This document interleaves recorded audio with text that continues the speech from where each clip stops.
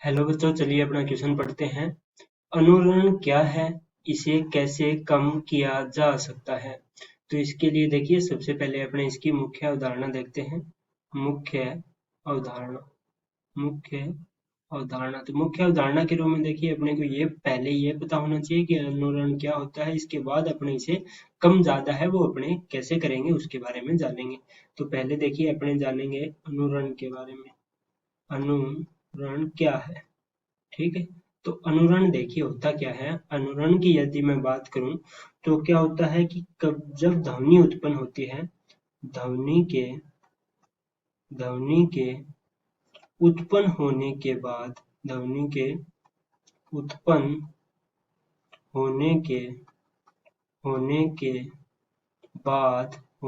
बाद ध्वनि का बना रहना, ठीक है, होने के बाद कुछ देर तक कुछ देर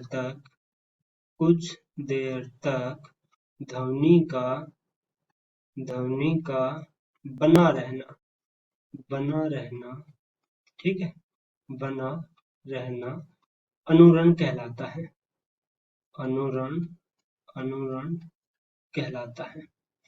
अनुरण कहलाता है। तो देखिए, अनुरण अपने पास क्या हो जाएगा, आप समझ गए होंगे कि यदि कोई ध्वनि उत्पन्न हो गई है और ध्वनि उत्पन्न होने के बाद वो बार बार उसी प्रकार से सुनाई दे रही है, या नहीं अपने कहें कि उसकी तीव्रता कम होती जाएगी, लेकिन वो धीरे धीरे कम होगी, अपने को कई बार सुनाई देती है, तो उस ध्वनि को अपने क्या कहते हैं, अनुरण कहते हैं। ठीक है, तो आप अनुरण समझ गए होंगे।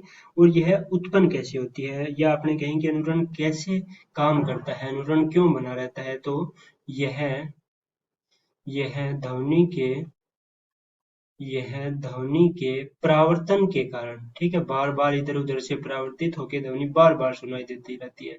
ठीक है, तो यह ध्वनि के परावर्तित होने के कारण, परावर्तित होने के कारण उत्पन्न होता है। ठीक है, उत्पन्न होता है, उत्पन्न होता है। ठीक है, तो अपने ने यहाँ पे देखिए अनुरण है उसके बारे में अपने ने जान लिया है कि अनुरण होता क्या है। कोई ध्वनि उत्पन्न होएगी, ठीक है, और उत्पन्न होने के बाद वो क्या है, बार बार परावर्तित होएगी, जिसके कारण वह बार बार सुनाई देती है, और इसी प्रक्रिया को अपने ने क्या कहा है, अनुरण का है। देखिए, ध्वनि का बना रहना। ठीक है, अब अपने ने इसे कैसे कम कर सकते हैं, तो देखिए अपने लिखेंगे यहाँ पे कम करने के उपाय, कम करने के उपाय। ठीक है, इसे अपने किस किस प्रकार से अपने इसे कम कर सकते हैं। तो सबसे पहले देखिए अपने को क्या करना होगा, परावर्तन रोकना होगा। तो अपने कह देंगे ध्वनि के परावर्तन को परावर्तन को रोककर, ठीक है, परावर्तन को रोककर, ठीक है, कम किया जा सकता है। ठीक है, या अपने कहें तो देखिए, जो अपने पास जो भी होल की दीवार होगी, मुख्यतः होल के अंदर होता है, तो होल की दीवारों होल की दीवारों में ध्वनि अवशोषक ध्वनि ध्वनि अवशोषक ध्वनि अवशोषक पदार्थ का होल की दीवारों में ध्वनि अवशोषक पदार्थ का प्रयोग करके प्रयोग करके ठीक है, क्योंकि जो ध्वनि अवशोषक पदार्थ होंगे वो क्या है, ध्वनि को अवशोषित कर लेंगे, जिसके कारण वह अपने को सुनाई नहीं देगी। फिर तीसरा देखिए, ठीक है, जो अपने पास सीट लगी रहती है, जो कि दीवारों वगैरह छतों पे जो भी अपने पास सीट होती है, ठीक है, तो सीटों का चुनाव सीटों का चुनाव सीटों का चुनाव अवशोषक के आधार पे करना। अवशोषक अवशोषक गुण के आधार पे अवशोषक गुण के आधार पे करना के आधार पर करना। ठीक है, इस आधार पे यदि अपने क्या करेंगे, तब भी अपने क्या है, ध्वनि को कम कर सकते हैं।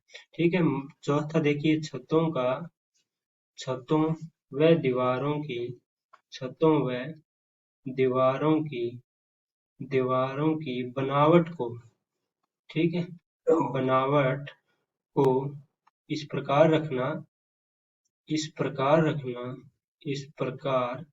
रखना कि परावर्तन कम से कम हो, कि परावर्तन कम से कम हो, परावर्तन कम से कम हो। ठीक है, तो इस प्रकार की बनावट करके कम से कम हो। अपने यहाँ पे ध्वनि है, उसका बार बार परावर्तन है वो रोक देंगे, और परावर्तन रुकेगा तो अनुरण है वो रुक जाएगा। तो मैं आशा करता हूँ कि अपनी मुख्य अवधारणा से आपको अनुरण है वो समझ में आ गया होगा, और इसको कम करने के उपाय है वो अपने ने देख लिए हैं। धन्यवाद।